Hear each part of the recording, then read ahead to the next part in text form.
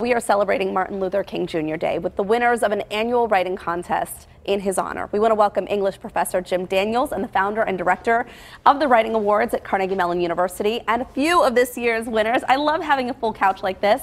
We want to welcome Madison Kantarski, Elon Mignani, Joss Green, and Joyce Wong. Good morning to all of you. Morning. Good morning. I love this. So many people. I have to scoot off the edge. So, Jim, I want to start with you because I know you've been here before and talking about this, but you to create this contest.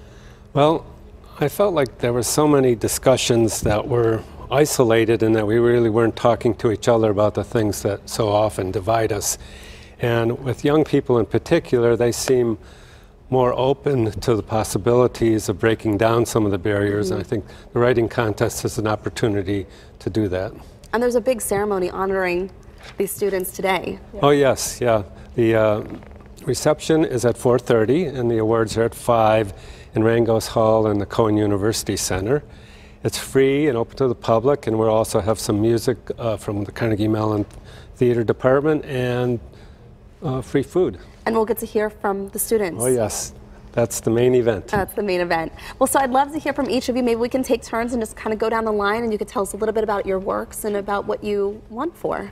So I won first place in prose for an essay I wrote about growing up gay in rural Pennsylvania. I now attend Kappa, which is a much more liberal school, much more open to the concept of like LGBT issues and identity. But I wrote about my early experiences with attraction towards girls and how I experienced certain aspects of homophobia within my school. And I also wrote about the Pulse nightclub shooting. Okay, great.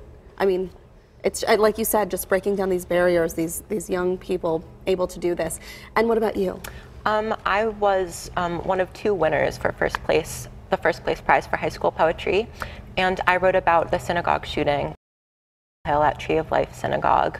But more broadly, my poem is about the violence experienced by marginalized people, but also about grappling with the privileges I have of living in a first world country and being white and being exposed to less violence than other people, but also being exposed to violent anti-Semitism. And you attend Kappa as well, is that correct? Yes, I do. Okay. And Joss, you're a student at Carnegie Mellon? Yeah, I won the second place prize for college poetry for my piece, which uses the context of the Laquan McDonald murder and the recent conviction of his murderer, the CPD officer, Jason Van Dyke, to talk about white passivity in the face of violence against black bodies, as well as forms of black protest and what's acceptable and what's not.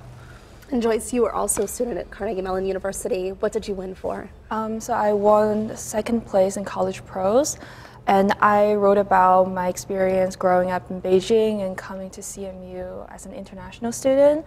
And it's also centered around reconciling the English-speaking part of myself and the Chinese-speaking part of myself, because they are sometimes in conflict with each other. And I also wrote about how they shape my identity. All very strong topics. Tell me about how you choose the winners, because we didn't even hear a sample of their writing, but you can tell there's a passion behind all of this. Well, it becomes more and more difficult every year as we get more and more entries. We had a record number, 21 high schools and 8 colleges submit this year.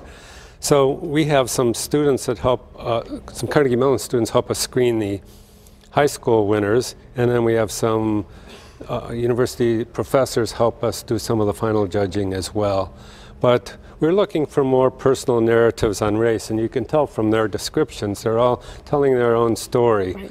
Out of their own lives and experiences, and that's a big part of the judging process, is looking for that rather than more general statements that are much easier to make in the long term. These come from a personal place. Yeah. Well, thank you. Congratulations, and thanks for coming on again to tell us more about this. Oh, thank you. Come hear all of the winning entries for this year's Martin Luther King Jr. Day Writing Awards. The reception, as you heard, begins at 4:30 and the presentations then begin at 5 at the Rangos Ballroom on the Carnegie Mellon University campus.